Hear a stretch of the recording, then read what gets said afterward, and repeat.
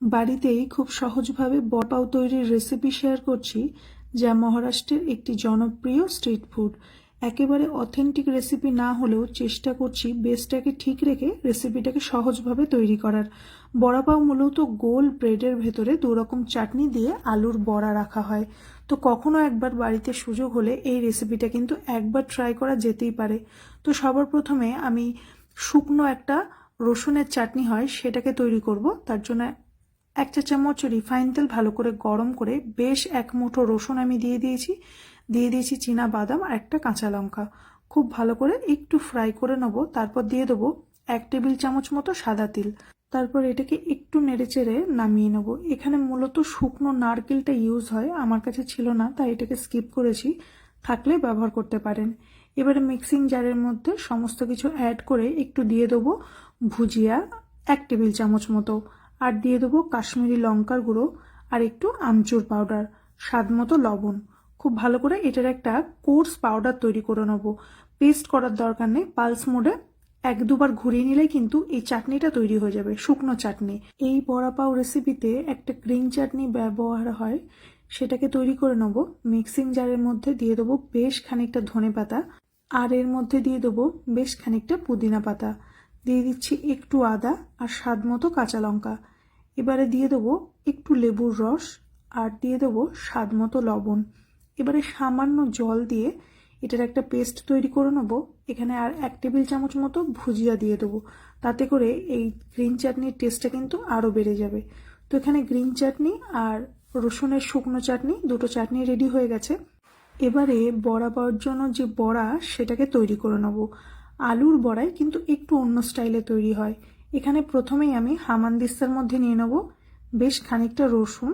আমি ছোট টুকরো করে নিয়েছি রসুনটাকে। তারপর এর মধ্যে দিয়ে দিচ্ছি একটুখানি আদা, দিয়ে দেবো স্বাদ মতো কাঁচা লঙ্কা কুচি আর খুব সামান্য লবণ। লবণটা দিলাম তাতে করে আমার এই মশলাটা তৈরি করতে সুবিধা হবে। এটাকে আধকচক মতো করে নিতে হবে, মানে মশলাটাকে ছেঁচে নিতে হবে। এটাকে চাইলে মিক্সিং জারেও করা যেতে পারে, কিন্তু বলবো এই হামানদিস্তা বা শিলনোড়ায় একটু ছেঁচে নিলেই কিন্তু টেস্টটা ভালো হয়। মধ্য কথা, ফ্রেশ মশলাটা ছেঁচা এখানে ব্যবহার করতে হবে, তাতে করে কিন্তু দারুণ একটা ফ্লেভার আসবে এই বড়ার মধ্যে। তেল গরম করে দিয়ে দিলাম জিরে, আর দিয়ে দিচ্ছি একটু সর্ষে। যে ফ্রেশ মশলাটা তৈরি করলাম সেটাও দিয়ে দিলাম।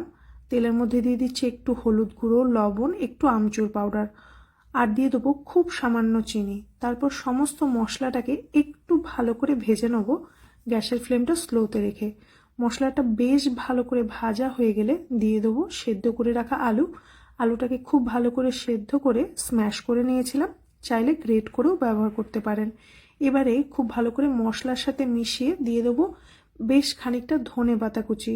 আবারও খুব ভালো করে মিক্স করে একদম ড্রাই হওয়া পর্যন্ত মিশ্রণটাকে একটু নেড়েচেড়ে নেবো। মধ্য কথা, আলুর এই মিশ্রণটা একটা ডো ফর্মে চলে আসবে, ততক্ষণ পর্যন্ত এটাকে রান্না করে নিতে হবে। নামিয়ে একটু ঠান্ডা করে নিচ্ছি।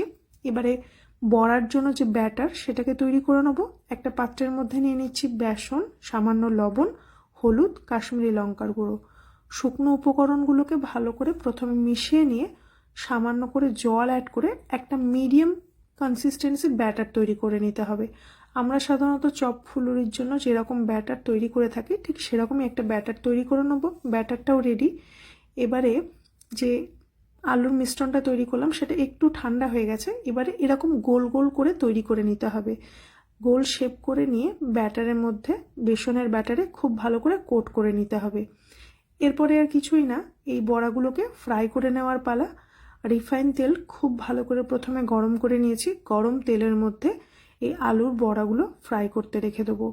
খুব বেশি সময় লাগবে না, 2 থেকে 3 মিনিটের মধ্যেই বড়াগুলো ভাজা হয়ে যাবে। খুব বেশি লাল করার দরকার নেই, মোটামুটি হালকা একটা কালার আসলেই কিন্তু এই বড়াগুলো তৈরি হয়ে যাবে। এই বড়াগুলো কিন্তু শুধু খেতেও জাস্ট দারুণ লাগে। আমরা সাধারণত যেরকম আলুর চপ খাই তার থেকে কিন্তু একটু ডিফারেন্ট টেস্ট।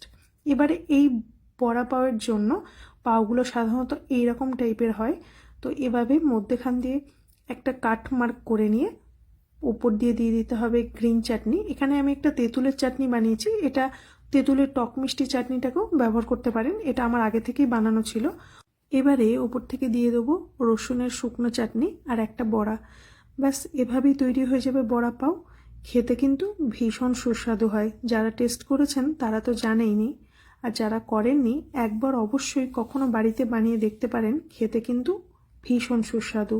তো এই রেসিপি দেখে বাড়িতে বানালে আমাকে একবার অবশ্যই জানাবেন।